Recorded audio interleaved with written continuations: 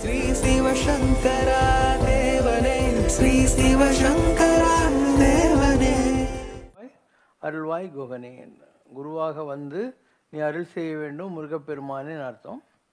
அப்போது சிவபெருமான் அவர் குருவாக சிவன் இருந்ததுனால அவர்கிட்ட போய் எனக்கு மந்திர உபதேசம் கொடுன்னு சொல்லி சுவாமி மலைங்கிற இடத்துல அவர் காதுக்குள்ள மந்திர உபதேசம் கொடுத்தாரு அப்படின்னு ஒரு இதெல்லாம் வந்து எல்லா சொற்பமே பகவான் தான்.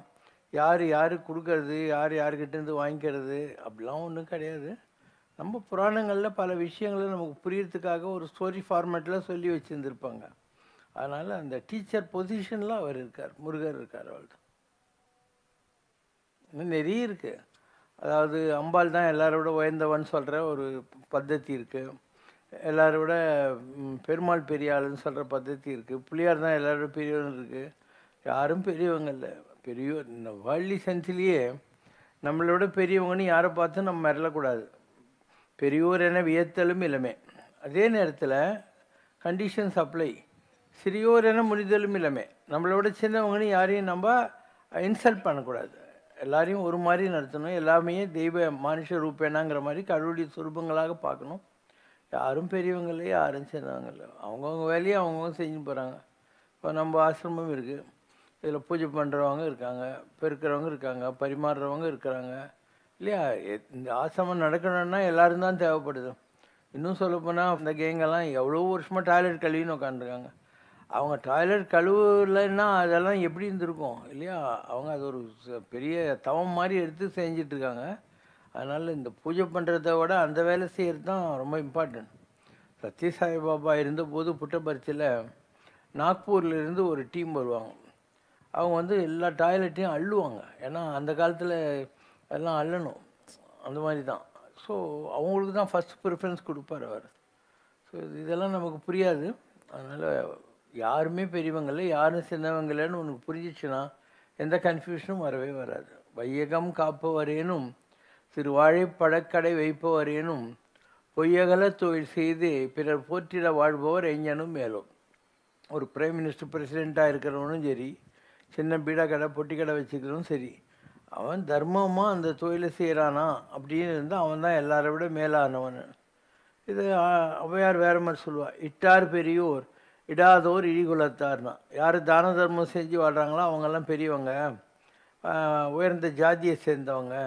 யார் தான தர்மம் பண்ணாமல் கஞ்சனாகிறானோ அவன் வந்து இழிகுலத்தை சேர்ந்தவன் அப்படிங்கிற அர்த்தத்தில் அவர் சொல்லுவார். ஸோ இது ஒவ்வொன்றுத்துக்கும் ஒரு பద్ధதி இருக்குது.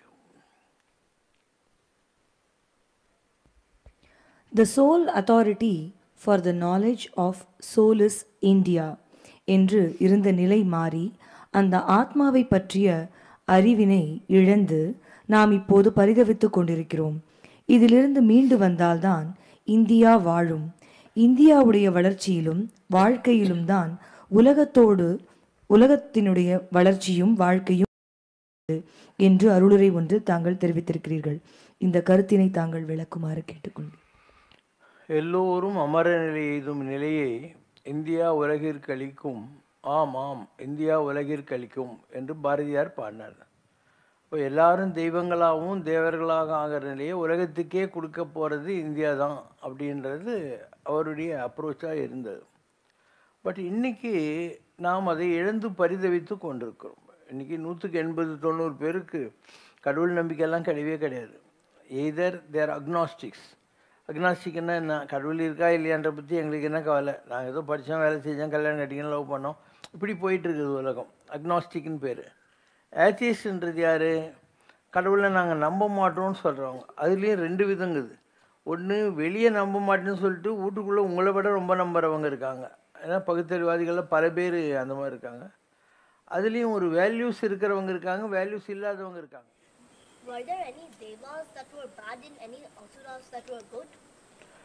இவருடைய கொஸ்டின் என்னன்னா, அசுரர்களில் நல்லவங்க இருக்காங்களா? That's all. நோ.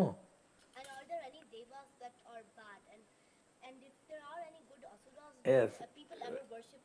இவருடைய கொஸ்டின் என்னென்னா, தேவர்களில் கெட்டவங்க இருக்காங்களா, அசுரர்களில் நல்லவங்க இருக்காங்களான்ட்டு. நார்மலாகவே ரெண்டு பேருக்கும் ஒரு பேசிக் குவாலிட்டிஸ் இருக்கும். நல்ல குணம், சுர அசுரர் என்றது. சத்தியம், சத்தியம் அப்படின்னா அது சத்தியம் இல்லைன்னு அர்த்தம். சுரர் அசுரர். அதனால் அசுரர்கள்ங்கிறவங்க கொஞ்சம் நெகட்டிவ் குவாலிட்டிஸ் உள்ளவங்க. சுரர்கள் நியாயமாக பார்த்தா நல்ல குவாலிட்டிஸோடு இருக்கணும். பட் அதுலேயும் எவ்வளோ பேர் இவெல்லாம் வந்து பெண்ணாசையில் மயங்கி போட்டான், அந்த சாமியார் வேஷம் கட்டின்னு போய் அவங்க அகலிகையை கற்பழிச்சான், இதெல்லாம் படிக்கிறீங்களா இல்லையா? அப்போ அந்த சாமியார் சாபம் கொடுத்தாரு, உனக்கு உடம்பு பூரா கண்ணாக இருக்கணுன்றான்ட்டாரு. இது மாதிரிலாம் 1000 கதைங்க இருக்குது. ஸோ வீக்னஸ்ன்றது உலகத்தில் இருக்கிற எல்லாருக்கும் உண்டு. கொன்றின் அனையாரும் கொன்றுவர், குன்றி அணைய செய்யும். ஸ்ரீராமர் சீதாதேவி தத்துவத்தை விளக்கும்போது சீதா ஜீவாத்மா, ஸ்ரீராமன் பரமாத்மா என்று தாங்கள் அருளறை ஒன்றில் தெரிவித்திருக்கிறீர்கள். அதே சமயத்தில் ராதா கிருஷ்ணா தத்துவத்தை விளக்கும்போது ராதையும் கிருஷ்ணனும் உடல்கள் அல்ல, இருவரும் ஜோதிகள் என்று தெரிவித்திருக்கிறீர்கள். அப்படியானால் ஜீவாத்மா பரமாத்மா என்கிற இந்த கான்செப்ட் ராதை மற்றும் கிருஷ்ணனுக்கும் பொருந்துமா? ராதா கிருஷ்ணா தத்துவத்தை விளக்கி அருளுமாறு கேட்டுக்கொள். ஒவ்வொருத்தருக்கும் ஒரு பர்சனாலிட்டி இருக்குது. இப்போ ராமர் இருக்கார் இல்லையா, அவர் ஏக பத்தினி விரதம். ஏகன்னா ஒன்று. அப்போ சீதை தான் அவருடைய லைஃப்பில் ஏக பத்தினி, ஒரே ஒரு ஒய்ஃப். அதையே கொஞ்சம் மாற்றி சொல்லு, அதுதான் கிருஷ்ணர் ஏக பத்தினி. இவருடைய லைஃப்பில் 27,000 கோபிகைகள் இருந்ததாக சொல்கிறாங்க கிருஷ்ணனுடைய லைஃப்பில். ஆனால் அவர் 300 வருஷம் இருந்தார். இது ஒரு பாவம். கிருஷ்ணர் இருக்கார், அவர்கிட்ட பிருந்தாவனமும் நந்தகுமாரனும் யாவருக்கும் பொது செல்வம் என்றோன்னு பாடி இருந்தவங்கெல்லாம் வந்து ரிஷிகளும் சித்தர்களும். ஸோ அவங்க அந்த பாவனை, opposite poles attract, like poles ரிப்பல்ங்கிறது லா ஆஃப் ஃபிசிக்ஸ். அதனால் அவங்க கோபிகைகளாக வந்திருந்தாங்க. அவங்கெல்லாம் ரிஷிகள், சித்தர்கள். இது இந்த பேசிக் பாயிண்ட் புரியணும். இல்லைன்னா கிருஷ்ணன் நம்ம பார்த்தோம்னா வந்தால் உலகத்திலேயும் பெரிய உமனைசர்னு தோணும். அப்படி கிடையாது. ஒரு காலம் வந்து ரொம்ப நோபலாக இருந்த காலம் இருந்தது. சத்தியயுகம் 100% நோபல். ராமர் வாழ்ந்த திரேதாயுகம் 75% நோபல், 25 பங்கு தான் கம்மி. கிருஷ்ணர் வாழ்ந்த துவாபரயுகத்தில் 50-50 கிராக் ஜாக் பிஸ்கெட். நல்லது பாதி, கெட்டது பாதி, இப்படி இருந்தது. இது கலியுகம். இதில் 75 கெட்டது, 25 தான் நல்லது. அதனால தான் இந்த உலகம் உருப்படாமல் இருக்குது. அப்போ இந்த உலகத்தில் நல்லவங்களே இல்லையானா இருக்காங்க. ஒரு ராஜா இருந்தான், அவன் அனௌன்ஸ் பண்ணான், நான் வந்து அமாவாசை அன்னைக்கு என் அரண்மனை வாசலில் பெரிய அண்டா வைக்கிறேன், எல்லாரும் அதில் பாலை கொண்டாந்து கொட்டுங்கன்னு. எல்லோரும் பார்த்தாங்க. இருட்டில் யார் கொட்டணும்னு தெரிய போகுதுன்னு 3/4 பேர் கொண்டாந்து தண்ணியை கொட்டினான். யாரோ கொஞ்சம் பேர் தான் பாலை கொண்டாந்து கொட்டினாங்க. இப்போ என்ன ஆகும், கொஞ்சம் பேர் தான் பால், நிறைய பேர் தண்ணி கொட்டுறான். அதனால் காலையில் திறந்து பார்த்தா தண்ணிப்பால் தான் அங்கே இருக்குது. அப்போது ஒரு பேக்ரவுண்ட் வாய்ஸ் வரும், நல்லவர்கள் ஊற்றிய பாலும் வீணாகிவிட்டது அப்படின்னு வரும். அந்த கால தூர்தர்ஷனில் வந்த கதை இது. அப்போது நெல்லுக்கு இறைத்த நீர் வாய்க்கால் வழி ஓடி புல்லுக்கும் வாங்கே பொசியுமாம். நெல்லுக்கு தான் தண்ணி விடுறாங்க, அது வாய்க்காலில் ஓடி கொஞ்சம் புல்லுக்கு கூட கிடைக்குதான். அந்த மாதிரி தொல்லுலகில் நல்லார் ஒருவர் உளரேல் அவர் பொருட்டு எல்லாருக்கும் பெய்யும் மழை. உலகத்தில் யாராவது ஒருத்தர் இருந்தால் கூட அவனுக்காக தண்ணி கஷ்டப்படக்கூடாதுன்னு மழை பெய்யுதான். ஆனால் அது என்ன ஆகுது, நெல்லுக்கு இறைச்சது வாய்க்கால் வழியில் புல்லுக்கு போகிற மாதிரி தகுதி இல்லாதவங்களுக்கும் போய். இப்போ ஒரு பரமாச்சாரியார் ராகவேந்திர ஸ்ரீ பாபாவுக்கு மாத்திரம் மழையை கொடுக்க முடியுமா? எல்லாருக்காக தான் வருது அது. ஆனால் மற்றவங்கெல்லாம் அதை மிஸ்யூஸ் பண்ணி வேஸ்ட் பண்ணிடுறாங்க. இதெல்லாம் தான் இந்த சமுதாயத்தில் இந்த 25 பங்கு நல்லவங்களாக இருக்கவங்களும் எதுவும் சாதிக்க முடியாமல் கஷ்டப்பட்டுங்கிறதுக்கு இதுதான் காரணம். இவங்களுக்காக தான் எல்லா நல்லதும் வருது. ஆனால் அது பயனில்லாத மாதிரி பர்சன்டேஜ் வந்து ராங், நிறைய ராங் பீப்புள் பர்சன்டேஜ் 75 பங்கு இருக்கிறதுனால தான் கலியுகம் இன்றைக்கி வரைக்கும் விளங்காமல் இருக்குது. அதனால் இது எப்போ மாறும்? அந்த 75 பங்கில் இருக்கிறவனுக்கு நல்ல புத்தி வந்து அட்லீஸ்ட் 50-50 வந்தால் நம்ம துவாபர யுகத்துக்கு போகலாம். அதுலேயும் இன்னும் நல்லவங்க வந்தாங்கன்னா திரேதாயுகத்துக்கு போகலாம். எல்லாருமே நல்லவங்க வந்தாங்கன்னா சத்தியுகத்துக்கு போகலாம். அப்போ இந்த உலகத்தில் இன்றைக்கி இருக்கிறவங்கள இந்த ராங்கான ஆளுங்கள்லாம் சாகணும்.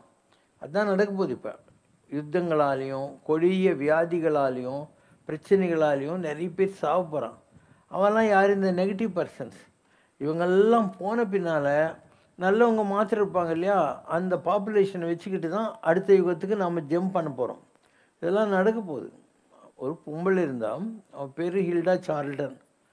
அவள் முருகன் வந்து அவளுக்கு தரிசனம்லாம் கொடுத்து பேசுவார். ஒரு புக்கு நியூயார்க் நகரத்தில் இருக்கிற பிள்ளையார் கோயிலில் அவர் லெக்சர் கொடுப்பார். கையில் நெருப்பு செட்டி வச்சுக்கோ, பௌர்ணமிக்கு முருகர் அவர் மூலமாக பேசுவார். அப்போது அதெல்லாம் தொகுத்து ஒரு புக்கு போட்டிருக்காங்க, த ஸ்கந்தா அப்படின்னு பேர் அந்த புக்குக்கு. அதில் அவர் சொல்கிறான், இது மாதிரி கிரேட் நம்பர்ஸ் ஹவ் டு, அந்த 5 வரி படிங்க. Great numbers how to leave this world, நிறைய பேர் சாகணும் இந்த உலகத்தில், அப்போ தான் நான் வர முடியும், முருகனாக வந்து உங்களுக்கு நல்லது பண்ண முடியும் அப்படின்னு ஆரம்பித்து, let trouble not trouble you, எந்த ப்ராப்ளம் உங்களை பாதிக்கவே கூடாது, நீ யாரெல்லாம் என்னை நம்பின்னு இருக்கீங்களோ அவங்க எல்லாரையும் நான் ப்ரொடெக்ட் பண்ணுவேன் அப்படின்னு சொல்லிவிட்டு, இவ்வளோ நாள் நீங்கள் தம் கட்டினது பெருசு இல்லை, இந்த கடைசி நேரத்தில் ஏமாந்து போயிடாதீங்க. 1984ஆம் வருஷம் உலகத்தின் மிகப்பெரிய ஜோதியை நான் உங்களுக்காக அனுப்பிச்சி வச்சுருக்கேன் ஏற்கனவே அப்படின்னு சொன்னான். 1984 தான் நான் ஞானியானேன். Great changes are coming on your plane called Earth. The Earth itself is being raised in vibration and therefore will have to shift its position. Before long, the Kali Yuga age will recede and the age of Satya, truth, will dawn. The preparatory changes will be immense and awesome. The mind must be kept firm, the emotions calm. Wisdom and understanding must be your weapons to come through unscathed. You must prepare yourself by raising your vehicle, the body, to a higher vibration as I help you accelerate and activate your atomic structure in preparation for the dawning of the new age of God. You are not on earth by chance at this difficult and perilous time, but have taken incarnation to be my helper, to help usher in the age of truth. You must remain firm and stalwart, my soldier, nay, my general, to help guide those. என்னுடைய சிப்பாய்களே சொல்லிட்டு, இல்லை இல்லை என்னுடைய சேனாதிபதிகளே அப்படின்றார் Murugar. Who might flounder, not knowing what is happening around them. You must keep your mind stayed on me and on the light goddess Jyoti, and not under any circumstances let your mind fall into dark crevices away from truth. Know for what you took form and keep your mind firm. Do not let it wander into the labyrinth of world. இவ்வளோ மோசமான காலகட்டத்தில், இவ்வளோ மோசமான உலகத்தில், ராத்திரி 7 மணிக்கு 7:15 மணிக்கு நீங்கள்லாம் எங்கேயோ இருக்கிற கிளம்பாக்கத்தில் வந்து கோயிலில் சாமி கும்பிட்டுருக்கிறீங்க, நல்ல விஷயம் கேட்டுருக்கிறீங்க, சாமி பாட்டு கேட்டுருக்கீங்க, சாண்டிங் எல்லாம் பண்ணிக்கிட்டு இருக்கீங்க. இது எத்தனை பேரால் பண்ண முடியும்? அதுதான் ப்ரூஃபே. உங்கள் கிட்ட இருக்கிற ஆத்மாவுக்கு தகுதி இருக்குன்றதுக்கு இதுதான் ப்ரூஃப். இல்லைன்னா அவன் சாரையும் குடிச்சிட்டு சாக்கநாத்த சாப்பிட்டு எங்கேயோ நடு ரோட்டில் ஊந்து கிடப்பான் நேரத்துக்கு. உங்களுக்கு இருக்குது, you are all in that selected list. இல்லைன்னா இந்த எண்ணங்கள் வராது, இந்த மாதிரி நீங்கள் உட்காந்து இருக்க மாட்டீங்க. இல்லை, இட் லுக்ஸ் வெரி அன்நேச்சுரல். இந்த ப்ரெசன்ட் கண்டெம்பரரி டைம் இந்த மாதிரி ஒரு கோயிலில் வந்து உட்காந்து நல்ல விஷயங்களை உட்காந்த இடத்துல பரிமாறுறது, கை கழுவு தண்ணி கொடுக்கறது, பால் பழம் கொடுக்கறது, பாடுறது, இதெல்லாம் விளையாட்டா. மெட்ராஸில் எங்கே வேணால் போய் பாரு, எங்கேயும் நடக்காது. அதே மாதிரி எந்த கோயிலுக்கு போனாலும் எல்லாம் கச்சுக்கு முச்சுக்குன்னு இருக்கும். நம்ம கோயிலில் தான் சைலண்ட்டாக இருப்பாங்க, எல்லாம் சைலண்ட்டாக உட்காந்துருப்பாங்க. அதை விட முக்கியம், இது எவ்வளோ சீரியஸான பாஷை நான் பேசுகிறது. எல்லாம் உட்காந்து கேட்டு நினைக்கிறாங்க. அவங்களும் ஏதாவது டவுட்டெல்லாம் கேட்குறாங்கல்ல, புரிஞ்சது புரியலன்னு சொல்லி கேட்குறாங்க இல்லையா. அப்போ அது நெருப்பில் சின்ன நெருப்பாக பெரிய நெருப்பான்றது முக்கியம் இல்லை, ஒரு வத்தி குச்சி காட்டியே அழிச்சிடும். அதனால் இவங்களெல்லாம் நீங்கள் சாதாரண ஆளுன்னு நினச்சிக்காதீங்க. இவங்களுக்குள்ளேயும் நல்ல ஆத்மா இருக்குது. கிருஷ்ண பரமாத்மா குட்டி பையன், அவ்வளோ குட்டி பையன், ஒரு குண்டன் கம்சன், அவன் செஸ்ட்டில் ஒரு காலில் வச்ச உடனே கம்சன் சேர்த்து போட்டானே இல்லையா. அப்போ ஆத்மான்றது காட்டு பூரா எரிக்கிறதா, ஒரு வத்தி குச்சி வச்சு காட்டை எரிக்கிறதாங்கிற மாதிரி. அதனால் எல்லாருக்கிட்டேயும் ஒரு சுத்தமான ஆத்மா இருக்குது. அந்த மாதிரி இருக்கிறவங்களுக்கு தான் இந்த நல்ல எண்ணங்கள்லாம் வரும். கோயிலுக்கு போகணுன்ற மாதிரி, தொண்டு செய்யணுங்கிற மாதிரி எல்லாம் நீங்களே தான், எல்லாம் நீங்களே தான். உங்களுக்கு ஒருவேளை புரியாமல் போகலாம், ஆனால் suddenly will be got now when the things, ஒரு கண்ணு மூடி கண்ணு திறக்கிறதுக்குள்ளே சேஞ்சஸ் வந்துடும். அம்பாளை பற்றி ஒரு மந்திரம் இருக்குது, கண்மூடி கண்ணு திறக்கிறதுக்குள்ளே இந்த உலகத்தை எல்லாம் மாற்றி அமைக்கக்கூடியவள் தான் பராசக்தின்னு வரும். உன்மோத் பண்ண அப்படின்னு வர்ற ஒரு சான்ஸ்கிரிட் ஸ்லோகம் அது. அந்த மாதிரி கடவுளுக்கு நேரம்லாம் ஆகவே ஆகாது, ஒரு செகண்டில் எல்லாத்தையும் மாற்றிடுவார். Just hold on. நான் தான் சொல்லிகிட்டே இருக்கேன், நேரம் நெருங்கிச்சு, வெயிட் பண்ணுங்கன்னு சொல்லிட்டு இருக்கேன்.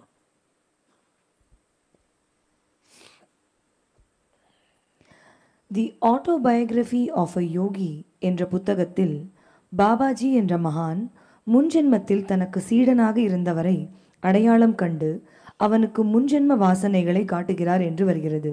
அப்படியானால் ஒரு ஜென்மத்தில் ஒரு மகானை குருவாக ஏற்றுக்கொண்ட ஒருவனுக்கு மறு ஜென்மங்களில் கூட அவரே குருவாக கிடைப்பாரா?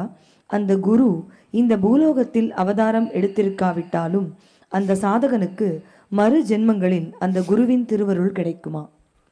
அதே புக்கில் 2 உதாரணம் இருக்குது.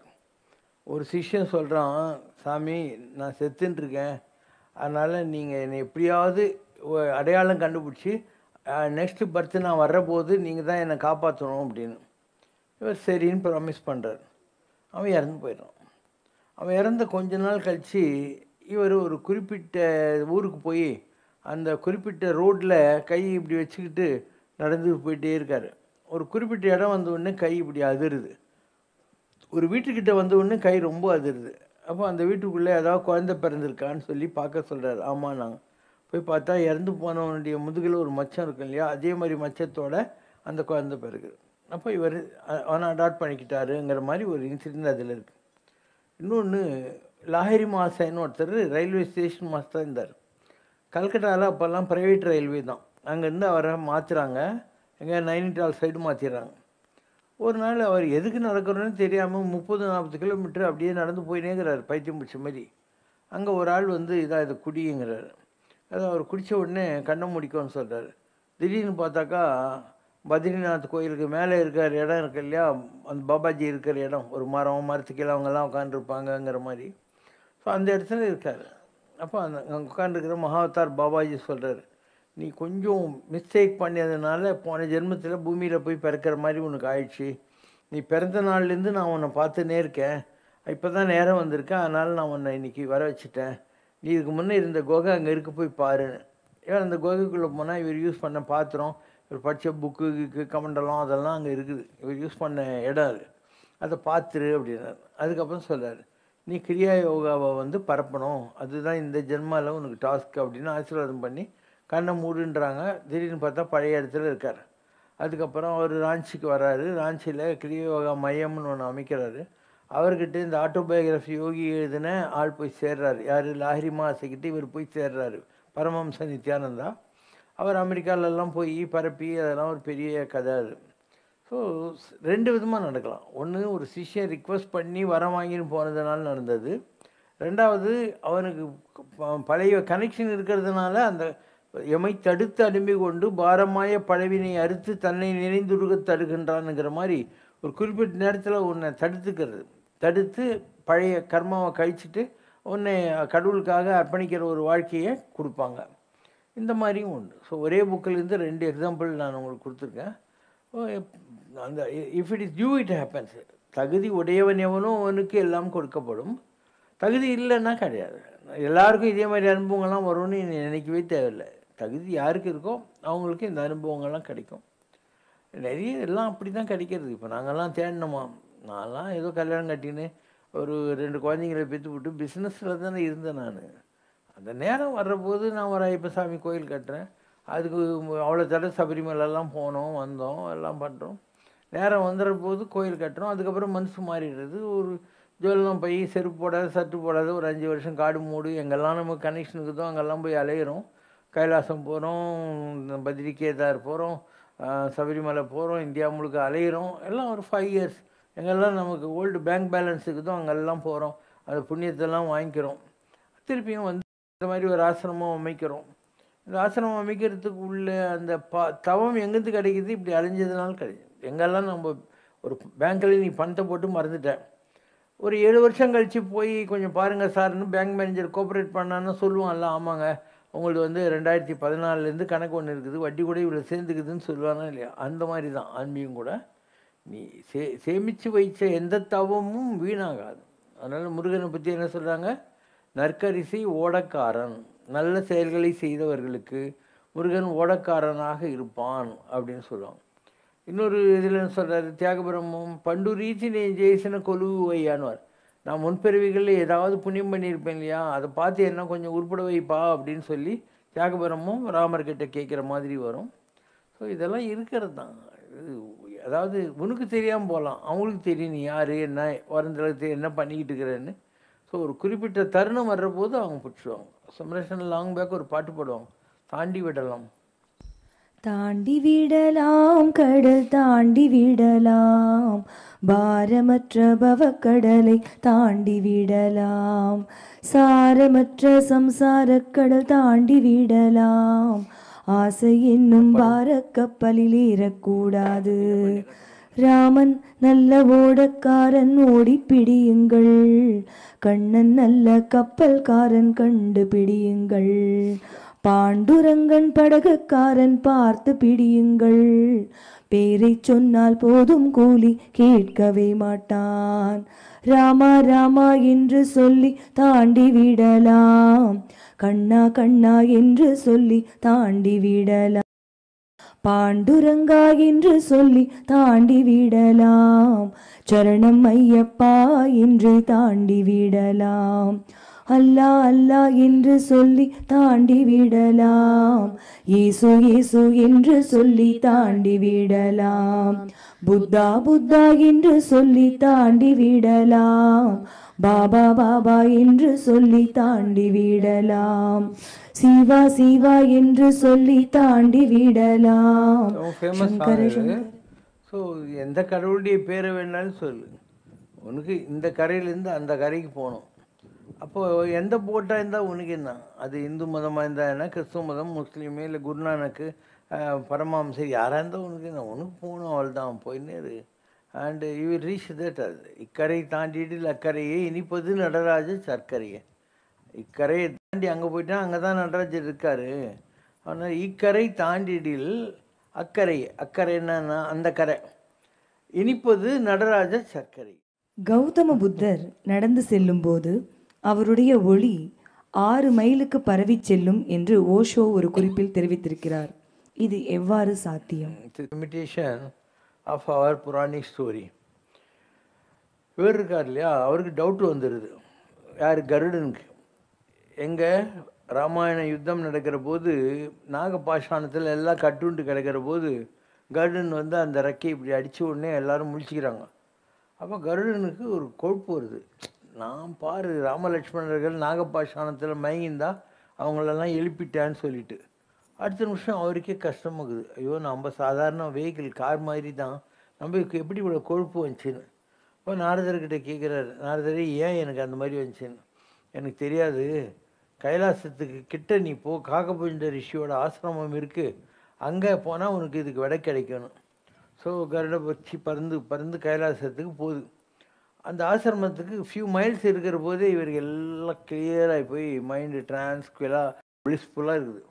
இருந்தாலையும் கஷ்டப்பட்டு போய் காகபஞ்சன் ரிஷிக்கிட்ட கேட்குறாரு, சாமி எவ்வளோ குழப்பத்தில் இருந்தேன், உங்கள் ஆசிரமத்துக்கு இத்தனை மைல் தள்ளி இருக்கிற போதே எனக்கு கிளாரிட்டி வந்துடுச்சே எப்படின்னு. அவர் சொன்னாராம், நாங்கள் எத்தனையோ வருஷங்களாக இந்த இடத்துல ராமநாமத்தை ஜபம் பண்ணிட்டு இருக்கோம், அதனுடைய வைப்ரேஷன் அவ்வளோ தூரத்துக்கு பரவி இருக்கு அப்படின்னாரு. அதனால் இந்த கேள்விக்கு விடை உங்கள் ஓஷோ சொன்னார் இல்லையா, இது எப்பயோ இருக்கிற விஷயந்தான். அந்த ராமநாமத்தை ஜபம் பண்ணியதனுடைய பலன் அந்த வைப்ரேஷன் கருடனுக்கு அகங்காரம் போச்சுங்கிற மாதிரி இருக்குது. அப்போ எங்கேயுமே யாரெல்லாம் இந்த கடவுளுடைய பேரை வந்து சேன் பண்ணிகிட்டு இருக்காங்களோ அதுக்கு ஒரு பவர் உண்டு, டெஃபினட்டாக உண்டு. இல்லை யாருக்கும் சந்தேகம் தேவையில்லை. அது நீங்கள் எந்த நேரத்தில் உங்களுக்கு யூஸ் ஆகுமோ அப்போ அதனுடைய மகிமை உங்களுக்கு புரிய ஆரம்பிக்கும். நீங்கள் அப்பப்போ டெஸ்டெல்லாம் பண்ணிக்கூடாது. நீ பாட்டி சொல்லிகிட்டே இரு, 24 மணி நேரம் உங்கள் மூச்சு காற்றுல மந்திரம் சொல்லிக்கிட்டே இரு. ஆனால் அதுக்கு ஒரு பவர் உண்டு. மந்திரம் போல் வேண்டுமாடா சொல்லின்னு ஆற்றல் அப்படின்னா, ஒரு வார்த்தைன்னா அது மந்திரம் மாதிரி இருக்கணும். மந்திரம்னா என்ன? நிறைமொழி மாந்தர் கிளத்த பெருமை. யார் உயர்ந்த தவத்தில் ஈடுபட்டாங்களோ அவங்க காதில் கிளத்தல் கேட்குற மாதிரி எதை சொன்னாங்களோ அந்த வார்த்தையெல்லாம் மந்திரம்தான் அப்படின்னு அர்த்தம். ஸோ நீ எதை வேணால் சொல்லலாம், ராமா சொல்லலாம், கிருஷ்ணர் சொல்லலாம், இயேசு, புத்தர், அல்லாஹ், எதை வேணால் சொல்லிக்கோ.